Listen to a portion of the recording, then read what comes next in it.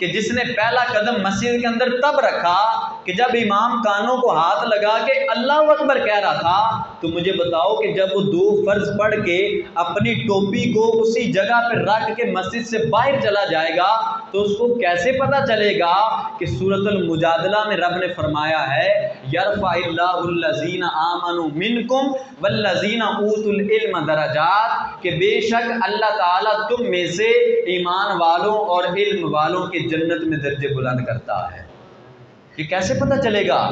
یہ اس آدمی کو کیسے پتہ چلے گا کہ بے شک جو دین کا طالب العلم ہوتا ہے سمندر کے اندر مچھلیاں بھی اس کے لیے مغفرت کی دعا کرتی ہیں؟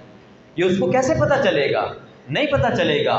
تو ہم علم دین سیکھنے کی طرف اتنا سا موو کرتے ہیں، ہم علم دین سیکھنے کی طرف اپنے آپ کو اتنا سا راغب کرتے ہیں، تو ہماری بھی ترجیحات علم دین سیکھنا نہیں ہے، ہماری ترجیحات 2 فرض پڑھنا ہے جو ہفتے میں 1 بار آتے ہیں۔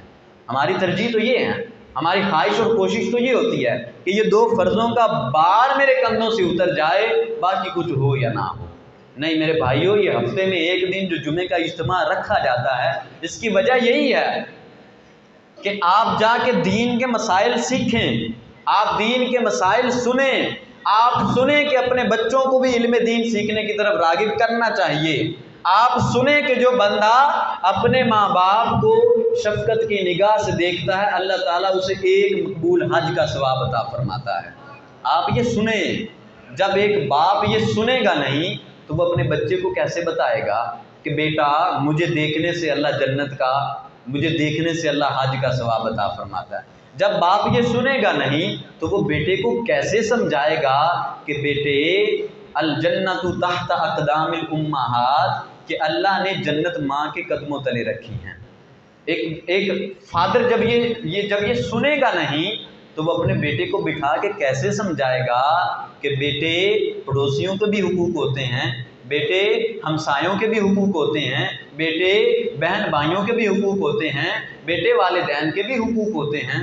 حقوق کا ہمیں ادراک ہوگا تو ہم اپنے بچوں کو بتائیں گے نا۔ خود بھی آئیں، علم دین سیکھنے کی طرف اپنے آپ کو راغب کریں، اپنے آپ کو علم دین سیکھنے کی طرف لگائیں۔ اور یہ علم دین سیکھنا ہی تو ہے۔ یہاں پر آپ کیا سیکھ رہے ہیں؟ سرکار کی حدیثیں نہیں ہم سماعت کر رہے ہیں، کبھی حضرت حکیم بن حزام کہتے ہیں، کبھی انس بن مالک کہتے ہیں، کبھی ابو دردہ کہتے ہیں، کبھی ابو ہریرہ کہتے ہیں، کبھی جناب صدیق اکبر کہتے ہیں۔ تو یہاں جتنے صحابہ کے نام ہم سنیں گے، جتنے صحابہ کے نام ہمارا بچہ سنے گا، اللہ تعالیٰ اتنا ہی زیادہ ہمیں مقام عطا فرمائے گا۔ یار ہم عام بندے کا نام تو نہیں سن رہے ہیں نا، میں کسی دنیا دار کا نام نہیں لے رہا، بلکہ میں اس کا نام لے رہا ہوں کہ جس نے ساری زندگی مصطفیٰ کا دیدار کیا ہے۔